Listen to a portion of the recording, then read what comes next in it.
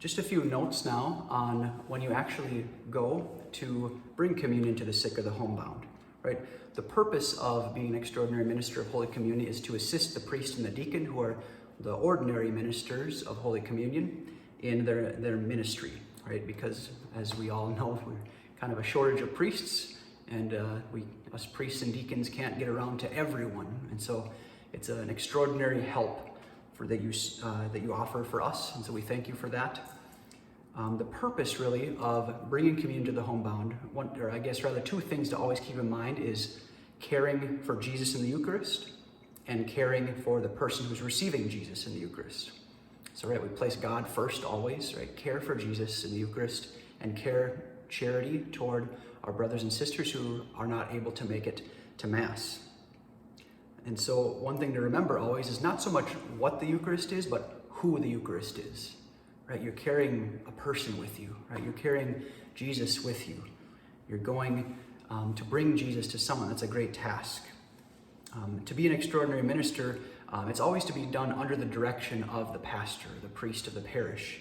It's not something that someone can just take up on their own initiative and just, oh, I'll do this, and not let the priest know, let the pastor know, and be properly trained, right? This is something that the church takes very seriously, and wanting to care for the Eucharist again, and care for our sick brothers and sisters.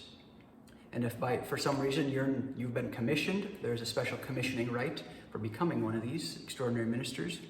If for some reason you're sick and you can't bring communion to the homebound, you're welcome to contact another person who has been commissioned. But the act of maybe sub-delegating, we might call it, of calling up a friend who's not trained, not commissioned, we want to stay away from doing that as well. Again, like I mentioned in the supplies video, we have a particular kind of pyx that's metal, like the vessels at Mass, and that has a good seal. And when we do receive the Eucharist in our pyx at Mass, after Mass, to go right away to the person you're distributing it to, right? We shouldn't stop home and grab some stuff, run some errands on the way, even if it's very convenient, right? We always remember we're carrying Jesus with us. We're like walking tabernacles, just like after we receive communion in our mouth. And it should never be the case that we grab a couple pyxes, grab a pyx with a few hosts, a host for today and a couple hosts for tomorrow for the same person. No, we shouldn't. No one, not even us priests, are permitted to reserve the Eucharist in our rectories without the bishop's permission. So we should never reserve the Eucharist in a pyx at our home, even for a brief amount of time. We should go right to the person who's receiving. And lastly, on a last note here, that the Eucharist is to be given to the sick or the homebound who have a genuine need for it, not just out of convenience or different things like that. Oh, they missed Mass because they were out of town.